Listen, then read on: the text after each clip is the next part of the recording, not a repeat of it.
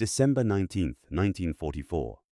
Inside a frozen M4 Sherman tank, Belgium, Sergeant William Coleman can't feel his fingers. The metal controls burn with cold even through his gloves. His breath comes out in white clouds inside the turret. Through the vision slit, he sees 3 German Panthers moving up the road toward his position. 3 Panthers. His crew has 1 Sherman. The math doesn't work, but Coleman has a bridge to hold. His orders are clear. No German armor crosses this bridge. Period. The battle lasts 6 hours. Coleman's loader takes shrapnel in the shoulder but stays at his post. They knock out the first Panther at 400 yards, the second at 200. The third tries to flank them through the tree line. Coleman's gunner puts a round through its track, then another through its side armor. When the smoke clears, 3 burning Panthers sit in the snow. The bridge is still in American hands. 2 weeks later, a white regimental commander sits at a desk in a warm tent. He picks up the combat decoration form recommending silver stars for Coleman and his crew. He dips his pen in ink, and he draws a thick black line straight through their names. He writes 4 words in the margin: routine engagement, no award. Across camp, a white tank officer named Samuel Reeves gets word that his own crew is receiving silver stars. Their action?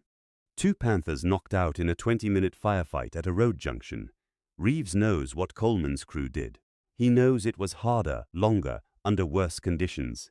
He knows exactly why Coleman was denied. He makes a decision that will reach General George S. Patton's desk within hours. This is the true story of what happened when a Mississippi colonel tried to erase a black tank crew's valor with a pen stroke, and how Patton forced him to stand in frozen mud and pin those medals on himself.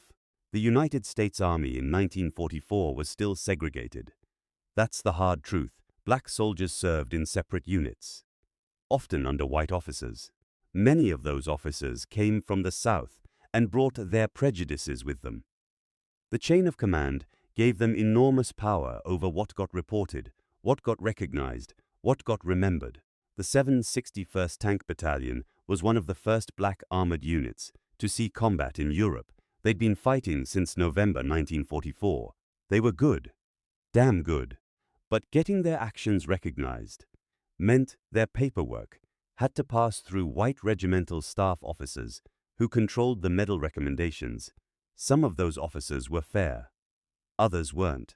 If these forgotten stories interest you, I cover a new one every week. Subscribe if that sounds worthwhile. Sergeant William Coleman was 28 years old. From Detroit. Before the war, he worked the assembly lines at Ford. He understood machinery, heavy machinery, complex machinery under pressure. A Sherman tank is just a machine. But keeping 4 men alive inside that machine, while German anti-tank guns are trying to kill you, that takes more than mechanical knowledge. That takes leadership. Coleman had a wife and 2 daughters back home. He'd already watched good men die in their tanks, watched crews burn because they couldn't get the hatches open fast enough. He focused on one thing: bringing his crew home alive. On December 19th, they were assigned to hold a bridge crossing south of Bastogne. Small bridge, not strategically important by itself, but it controlled access to a supply route the Americans needed. Coleman's orders were simple: no German armor crosses. The temperature was below freezing. The Sherman's metal interior was like being inside a refrigerator. Worse when the engine wasn't running. They couldn't run the engine constantly or they'd be heard, so they waited in the cold. Watching the road, around 900 hours, Coleman spotted movement. 3 Panthers, German heavy tanks, better armor than the Sherman, bigger guns. In a straight fight, the Panther usually won. Coleman's gunner, Corporal James Mitchell, tracked the lead Panther through his sight. Loader, Private Eddie Washington, had the round ready. Coleman waited. Let them get closer. At 400 yards, he gave the order: fire. The round hit the lead Panther's front glacis. Didn't penetrate, but it stopped the advance.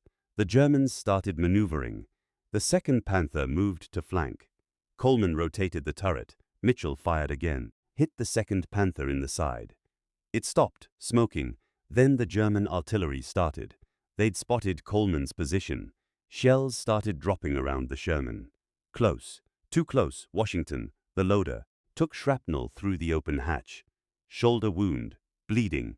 He stayed at his post, kept loading rounds. The 3rd Panther tried to circle through the trees.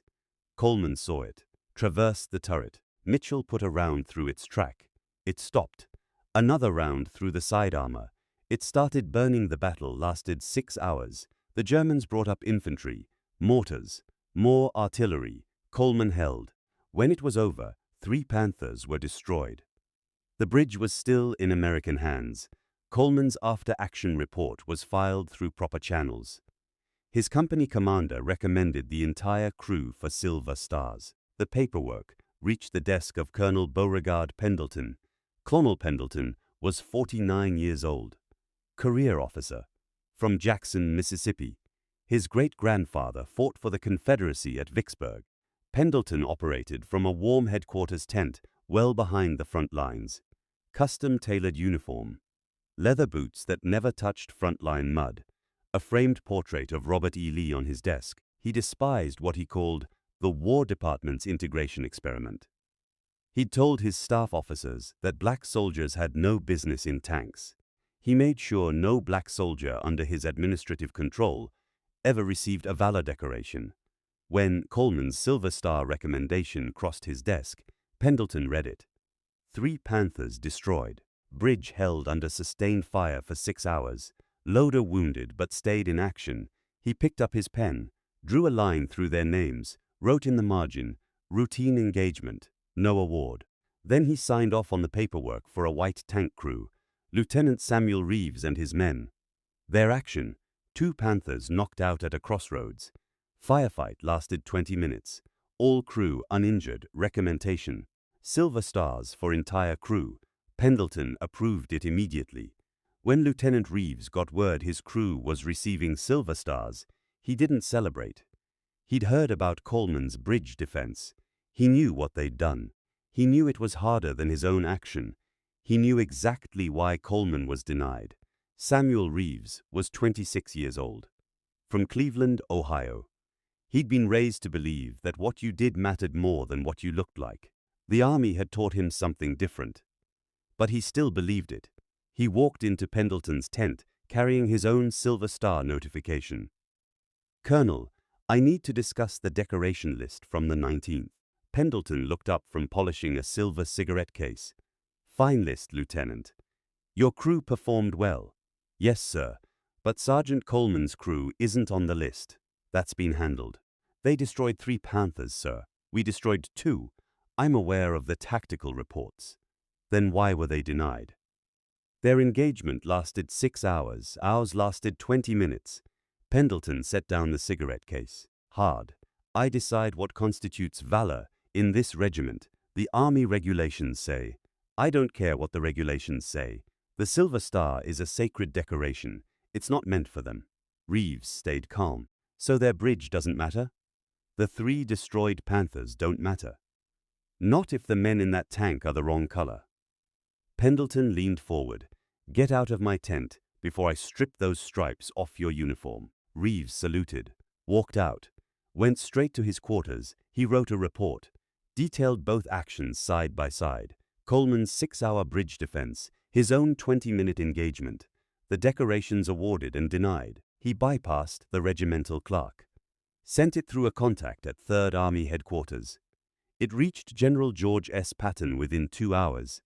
Patton's jeep pulled up to the regimental command post, unannounced. No warning. He walked into Pendleton's tent, wearing his 4-star helmet and ivory-handled revolvers. The room went silent. Pendleton snapped to attention. Patton tossed 2 action reports onto the desk. Did you process these tank engagements from the 19th? Yes, General. I processed them personally. You gave the white crew Silver Stars. You gave the black crew nothing. Why? The white crew performed with exceptional valor, sir. The other engagement was routine.